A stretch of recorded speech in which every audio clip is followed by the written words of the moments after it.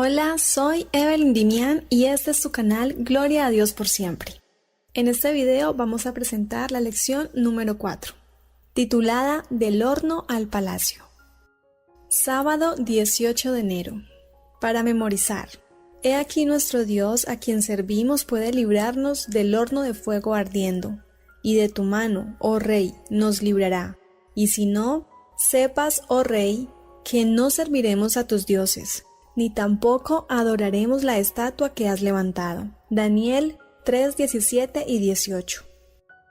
Así estos jóvenes, llenos del Espíritu Santo, declararon a toda la nación su fe de que el que ellos adoraban era el único Dios verdadero y viviente, para impresionar a los idólatras con el poder y la grandeza del Dios viviente. Sus siervos deben mostrar su reverencia hacia Dios. Deben manifestar que Él es el único objeto de su honra y adoración. Ni aun la preservación de su vida misma podrá inducirlos a hacer la menor concesión a la idolatría. Aunque afrontar la amenaza de muerte debido a la cuestión de la adoración puede parecer algo de una época precientífica y supersticiosa, las Escrituras revelan que en el tiempo del fin, cuando el mundo haya progresado mucho, ocurrirá algo similar, pero a escala mundial. Por lo tanto, al estudiar esta historia, tenemos una vislumbre de las cuestiones que, según las Escrituras, enfrentarán los fieles de Dios. Domingo 19 de enero. La imagen de oro. Lee Daniel 3, 1 al 7. ¿Qué es lo que probablemente motiva al rey a hacer esta estatua? El rey Nabucodonosor hizo una estatua de oro cuya altura era de 60 codos y su anchura de 6 codos. La levantó en el campo de Dura, en la provincia de Babilonia, y envió el rey Nabucodonosor a que se reuniesen los sátrapas, los magistrados y capitanes, oidores, tesoreros, consejeros, jueces y todos los gobernadores de las provincias, para que viniesen a la dedicación de la estatua que el rey Nabucodonosor había levantado. Fueron pues reunidos los sátrapas, magistrados, capitanes, oidores, tesoreros, consejeros, jueces y todos los gobernadores de la provincia, a la dedicación de la estatua que el rey Nabucodonosor había levantado. Y estaban en pie delante de la estatua que había levantado el rey Nabucodonosor. Y el pregonero anunciaba en alta voz: Mándase a vosotros, oh pueblos, naciones y lenguas, que al oír el son de la bocina, de la flauta, del tamboril, del arpa, del salterio, de la zampoña y de todos los instrumentos de música, os postréis y adoréis la estatua de oro que el rey Nabucodonosor ha levantado. Y cualquiera que no se postre y adore, inmediatamente será echado dentro de un horno de fuego ardiendo. Por lo cual, al oír todos los pueblos el son de la bocina, de la flauta, del tamboril, del arpa, del salterio, de la zampoña y de todo instrumento de música, todos los pueblos, naciones y lenguas se postraron y adoraron la estatua de oro que el rey Nabucodonosor había levantado. Es posible que hayan pasado unos 20 años entre el sueño y la construcción de la imagen. No obstante, parece que el rey ya no puede olvidar el sueño y el hecho de que Babilonia esté condenada a ser reemplazada por otros poderes. No satisfecho con ser solo la cabeza de oro, el rey quiere que una imagen íntegramente hecha de oro lo represente, para comunicar a sus súbditos que su reino perdurará a lo largo de la historia. Esa actitud de orgullo nos recuerda a los constructores de la Torre de Babel, quienes, en su arrogancia, intentaron desafiar a Dios mismo. Nabucodonosor no es menos arrogante en este caso. Él ha logrado mucho como gobernante de Babilonia, y no puede hacerse a la idea de que su reino, con el tiempo, dejará de existir.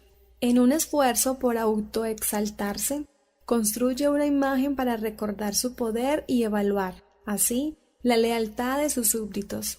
Aunque quizá no sea claro si la imagen pretende representar al rey o a una deidad, debemos tener en cuenta que en la antigüedad Las líneas que separaban la política de la religión a menudo eran confusas o directamente no existían. También debemos recordar que Nabucodonosor tuvo dos oportunidades para familiarizarse con el Dios verdadero. En primer lugar, examina a los jóvenes hebreos y los encuentra 10 veces más sabios que los otros sabios de Babilonia. Más adelante, después de que todos los demás expertos no le pudieron recordar el sueño, Daniel le comunica los pensamientos de su mente, el sueño y su interpretación. Finalmente, el rey reconoce la superioridad del Dios de Daniel, pero, evidentemente, esas lecciones de teología anteriores no impiden que Nabucodonosor vuelva a la idolatría. ¿Por qué? Lo más probable, por su orgullo. Los seres humanos pecaminosos se resisten a reconocer el hecho de que sus logros materiales e intelectuales son vanidad y están condenados a desaparecer. En ocasiones, podemos actuar como pequeños Nabucodonosores, ya que prestamos demasiada atención a nuestros logros y olvidamos lo insignificantes que pueden ser frente a la eternidad. ¿Cómo podemos aprender a no caer, incluso de maneras muy sutiles, en la misma trampa que Nabucodonosor? Lunes 20 de enero. El llamado a adorar. Lee Daniel 3, 8 al 15 y Apocalipsis 13, 11 al 18. ¿Qué paralelismos podemos ver entre lo que sucedió en la época de Daniel y lo que ocurrirá en el futuro? Por esto, en aquel tiempo algunos varones caldeos vinieron y acusaron maliciosamente a los judíos. Hablaron y dijeron al rey Nabucodonosor: Rey, para siempre vive. Tú, oh rey, has dado una ley que todo hombre, al oír el son de la bocina, de la flauta, del tamboril, del arpa, del salterio, de la zampoña y de todo instrumento de música, se postre y adore la estatua de oro. Y el que no se postre y adore, sea echado dentro de un horno de fuego ardiendo. Hay unos varones judíos, los cuales pusiste sobre los negocios de la provincia de Babilonia, Sadrach, Mesach y Abednego. Estos varones, oh rey, no te han respetado, no adoran tus dioses, ni adoran la estatua de oro que has levantado. Entonces Nabucodonosor dijo con ira y con enojo que trajesen a Sadrach, Mesach y Abednego. Al instante fueron traídos estos varones delante del rey. Habló Nabucodonosor y les dijo: ¿Es verdad, Sadrach, Mesach y Abednego, que vosotros no honráis a mi Dios, ni adoráis la estatua de oro que he levantado? Ahora pues, ¿estáis dispuestos para que al oír el son de la bocina, de la flauta, del tamboril, del arpa, del salterio, de la zampoña y de todo instrumento de música, os postréis y adoréis la estatua que he hecho? Porque si no la adorareis, en la misma hora seréis echados en medio de un horno de fuego ardiendo. ¿Y qué Dios será aquel que os libre de mis manos? Apocalipsis 13, 11 al 18. Después vi otra bestia que subía de la tierra, y tenía 2 cuernos semejantes a los de un cordero, pero hablaba como dragón, y ejerce toda la autoridad de la primera bestia en presencia de ella, y hace que la tierra y los moradores de ella adoren a la primera bestia, cuya herida mortal fue sanada. También hace grandes señales, de tal manera que aún hace descender fuego del cielo a la tierra delante de los hombres, y engaña a los moradores de la tierra con las señales que se le ha permitido hacer en presencia de la bestia, mandando a los moradores de la tierra que le hagan imagen a la bestia, que tiene la herida de espada y vivió, y se le permitió infundir aliento a la imagen de la bestia, para que la imagen hablase e hiciese matar a todo el que no la adorase. Y hacía que a todos, pequeños y grandes, ricos y pobres, libres y esclavos, se les pusiese una marca en la mano derecha o en la frente, y que ninguno pudiese comprar ni vender, sino el que tuviese la marca o el nombre de la bestia, o el número de su nombre. Aquí hay sabiduría. El que tiene entendimiento, cuente el número de la bestia, pues es número de hombre, y su número es 666. La imagen de oro sobre la llanura de Dura, cuyo nombre en acadio significa lugar amurallado, da a ese sitio amurallado la impresión de un vasto santuario. Como si no fuera suficiente, el horno cercano bien pudo evocar un altar. La música babilónica formaba parte de la liturgia. Se enumeran 7 tipos de instrumentos musicales, como para transmitir la integridad y la eficacia del protocolo de adoración. Hoy somos bombardeados desde todos lados por llamados a adoptar nuevos estilos de vida, nuevas ideologías y abandonar nuestro compromiso con la autoridad de Dios como se expresa en su palabra y a rendir nuestra lealtad a los sucesores contemporáneos del imperio babilónico. El encanto del mundo a veces parece abrumador, pero debemos recordar que nuestra lealtad suprema pertenece al Dios creador. Según el calendario profético, estamos viviendo en los últimos días de la historia de la Tierra. Apocalipsis 13 anuncia que los habitantes de la Tierra serán llamados a adorar la imagen de la bestia. Esa entidad hará que a todos, pequeños y grandes, ricos y pobres, libres y esclavos, se les pusiese una marca en la mano derecha o en la frente. Apocalipsis 13:16. Se dice que 6 categorías de personas son leales a la imagen de la bestia: pequeños y grandes, ricos y pobres, libres y esclavos. El número de la bestia es 666. También enfatiza el 6. Esto muestra que la imagen erigida por Nabucodonosor es solo una ilustración de lo que hará la Babilonia escatológica en los últimos días. Ver Daniel 3:1. Para las imágenes de 6 y 60. Por lo tanto, hacemos bien en prestar mucha atención a lo que sucedió en este relato y cómo Dios soberanamente dirige los asuntos del mundo. Adorar no es solo inclinarse ante algo o alguien y profesar abiertamente lealtad suprema. ¿De qué otras formas, mucho más sutiles, podemos terminar adorando algo que no sea a nuestro Señor? Martes 21 de enero. La prueba de fuego. Para los 3 hebreos, adorar a la imagen impuesta por el rey es una falsificación clara de la adoración en el templo de Jerusalén, que vivieron en sus primeros años. Aunque tienen cargos en el imperio y son leales al rey, su lealtad a Dios establece un límite a su lealtad humana. Ciertamente están dispuestos a continuar sirviendo al rey como administradores fieles. Sin embargo, no pueden unirse a la ceremonia. Lee Éxodo 20, 3 al 6 y Deuteronomio 6, 4.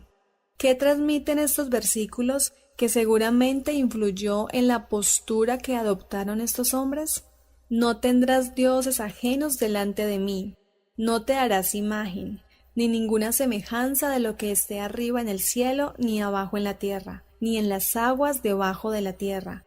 No te inclinarás a ellas, ni las honrarás, porque yo soy Jehová tu Dios, fuerte, celoso, que visito la maldad de los padres sobre los hijos, hasta la 3ª y 4ª generación de los que me aborrecen, y hago misericordia a millares, a los que me aman y guardan mis mandamientos. Deuteronomio 6:4. Oye Israel, Jehová nuestro Dios, Jehová uno es. Todos siguen las instrucciones promulgadas por el rey y, al oír los instrumentos musicales, se inclinan y adoran la imagen de oro. Solo 3, Sadrach, Mesach y Abednego, se atreven a desobedecer al rey. Inmediatamente, algunos babilonios ponen al rey en conocimiento.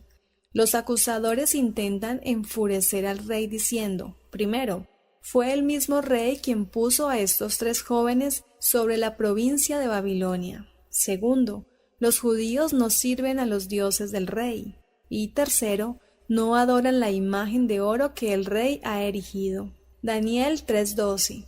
Pero, a pesar de enfurecerse contra ellos, el rey ofrece una segunda oportunidad a los 3 hombres, El rey está dispuesto a repetir todo el procedimiento para que estos hombres puedan retractarse de su posición y adorar a la imagen. Si se niegan, serán arrojados al horno de fuego. Y Nabucodonosor cierra su apelación con una afirmación sumamente arrogante. ¿Y qué Dios será aquel que os libre de mis manos? Daniel 3:15. Dotados de valor sobrenatural, responden al rey: He aquí nuestro Dios, a quien servimos, puede librarnos del horno de fuego ardiendo, y de tu mano, oh rey, nos librará. Y si no, sepas, oh rey, que no serviremos a tus dioses, ni tampoco adoraremos la estatua que has levantado. Daniel 3, 17 y 18. Aunque saben que su Dios puede librarlos, no tienen la garantía de que lo hará. Sin embargo, se niegan a obedecer el mandato del rey, incluso sabiendo que podrían ser quemados vivos. ¿De dónde obtenemos esa clase de fe? Miércoles 22 de enero. El cuarto hombre. Lee Daniel 3, 19 al 27. ¿Qué ocurre? ¿Quién es la otra persona que está en medio del fuego? Entonces Nabucodonosor se llenó de ira, y se demudó el aspecto de su rostro contra Sadrach, Mesach y Abednego, y ordenó que el horno se calentase 7 veces más de lo acostumbrado, y mandó a hombres muy vigorosos que tenía en su ejército, que atasen a Sadrach, Mesach y Abednego, para echarlos en el horno de fuego ardiendo. Entonces estos varones fueron atados con sus mantos, sus calzas, sus turbantes y sus vestidos, y fueron echados dentro del horno de fuego ardiendo. Y como la orden del rey era apremiante, y lo habían calentado mucho, la llama de fuego mató a aquellos que habían alzado a Sadrach, Mesach y Abednego. Y estos 3 varones, Sadrach, Mesach y Abednego, cayeron atados dentro del horno de fuego ardiendo. Entonces el rey Nabucodonosor se espantó, y se levantó apresuradamente y dijo a su consejo: ¿No echaron a 3 varones atados dentro del fuego? Ellos respondieron al rey: Es verdad, oh rey. Y él dijo: He aquí yo veo 4 varones sueltos, que se pasean en medio del fuego sin sufrir ningún daño. Y el aspecto del cuarto es semejante al Hijo de los dioses. Entonces Nabucodonosor se acercó a la puerta del horno de fuego ardiendo, y dijo: Sadrach, Mesach y Abednego, siervos del Dios Altísimo, salid y venid. Entonces Sadrach, Mesach y Abednego salieron de en medio del fuego, y se juntaron los sátrapas, los gobernadores, los capitanes y los consejeros del rey, para mirar a estos varones, cómo el fuego no había tenido poder alguno sobre sus cuerpos, ni aun el cabello de sus cabezas se había quemado, sus ropas estaban intactas, y ni siquiera olor de fuego tenían. Habiendo arrojado a los fieles hebreos al fuego, Nabucodonosor queda perplejo al percibir la presencia de una 4ª persona dentro del horno.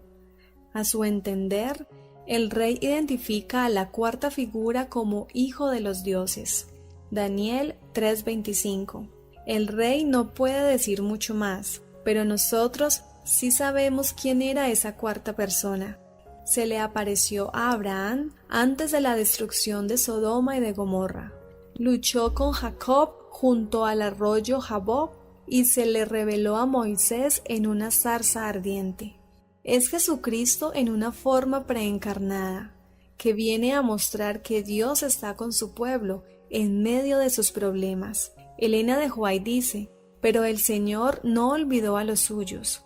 Cuando sus testigos fueron arrojados al horno, el Salvador se le reveló en persona, y juntos anduvieron en medio del fuego, en la presencia del Señor del calor y el frío. Las llamas perdieron su poder de consumirlos.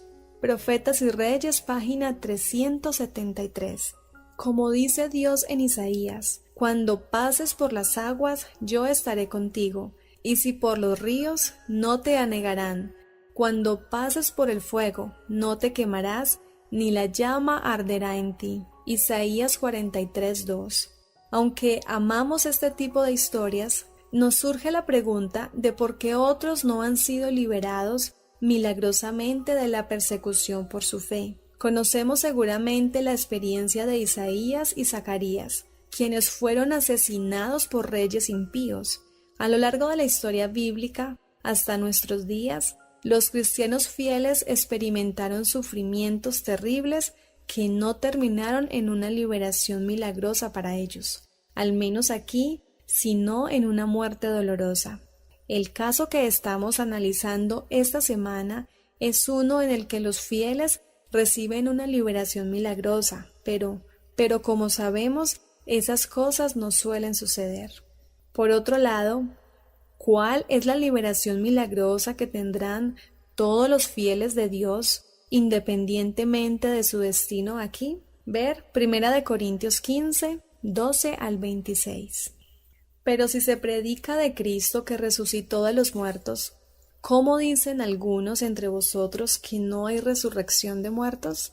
Porque si no hay resurrección de muertos, tampoco Cristo resucitó, y si Cristo no resucitó, vana es también nuestra fe. Somos hallados falsos testigos de Dios, porque hemos testificado de Dios que Él resucitó a Cristo, al cual no resucitó, si en verdad los muertos no resucitan. Porque si los muertos no resucitan, tampoco Cristo resucitó, y si Cristo no resucitó, vuestra fe es vana. Aún estáis en vuestros pecados, entonces también los que durmieron en Cristo perecieron. Si en esta vida solamente esperamos en Cristo, somos los más dignos de conmiseración de todos los hombres.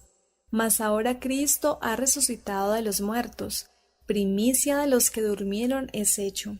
Porque por cuanto la muerte entró por un hombre, también por un hombre la resurrección de los muertos.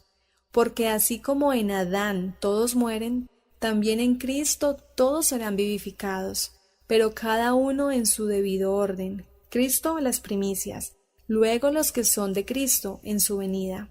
Luego el fin, cuando entregue el reino al Dios y Padre, cuando haya suprimido todo dominio, toda autoridad y potencia, porque preciso es que Él reine hasta que haya puesto a todos sus enemigos debajo de sus pies, y el postrer enemigo.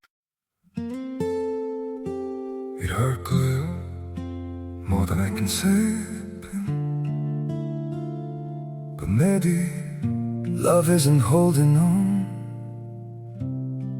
Maybe it's knowing when to walk away.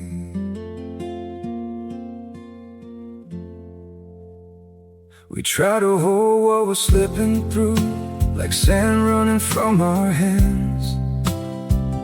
Every promise started losing shape. We couldn't be what we once planned.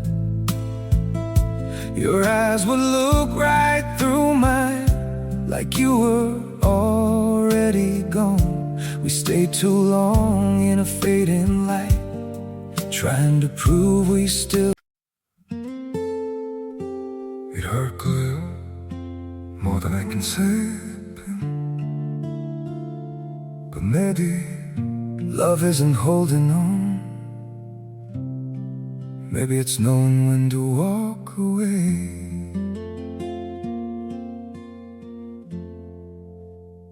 We try to hold what we're slipping through, like sand running from our hands.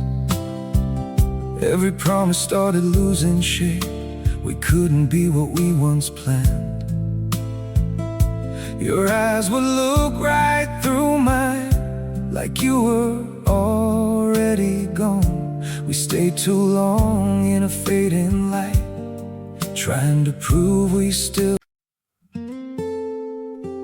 It hurt good, more than I can say, but maybe love isn't holding on. Maybe it's knowing when to walk away.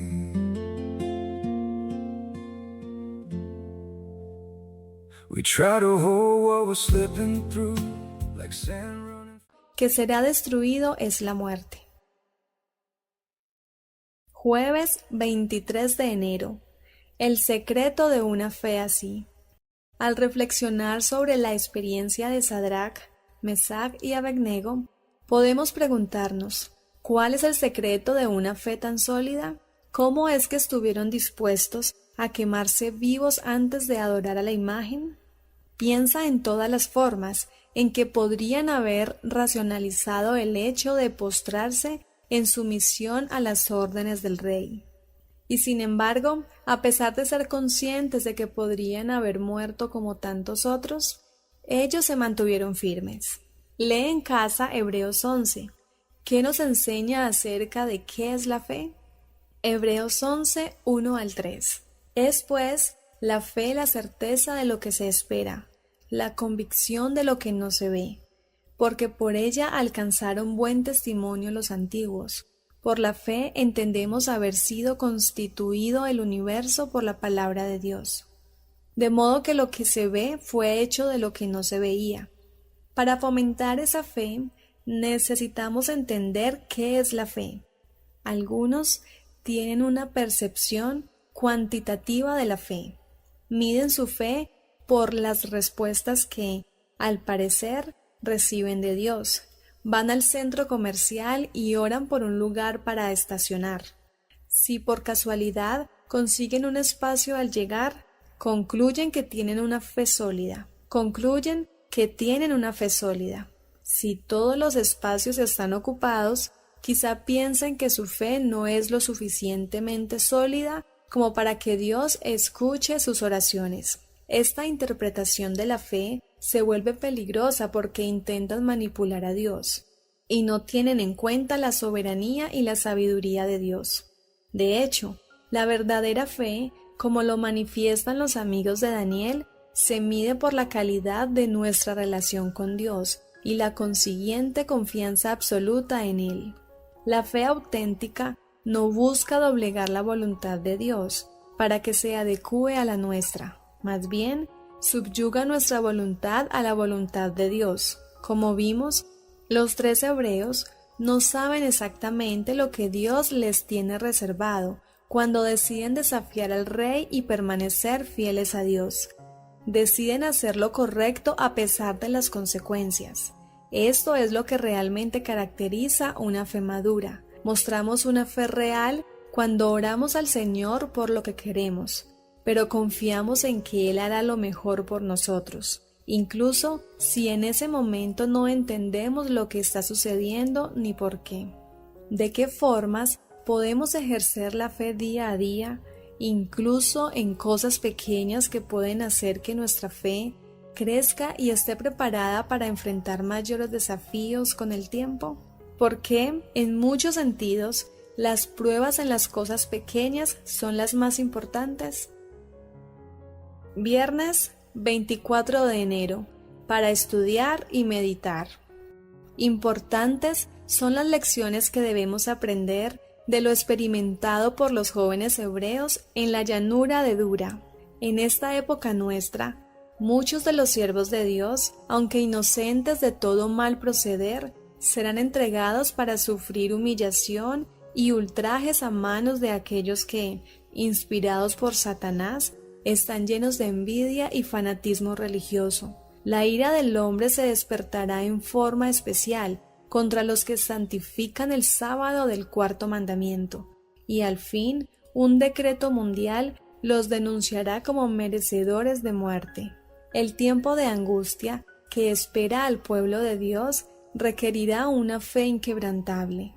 Sus hijos deberán dejar manifiesto que Él es el único objeto de su adoración y que por ninguna consideración, ni siquiera de la vida misma, pueden ser inducidos a hacer la menor concesión a un culto falso. Para el corazón leal, los mandamientos de hombres pecaminosos y finitos son insignificantes frente a la palabra del Dios eterno. Obedecerán a la verdad, aunque el resultado haya de ser encarcelamiento, destierro o muerte. Profetas y Reyes, página 376. Muchas gracias, hermanos, por escuchar la lectura de la lección número 4. Soy Evelyn Dimián y este es el canal Gloria a Dios por siempre. Anhelamos que el Señor los bendiga de manera abundante.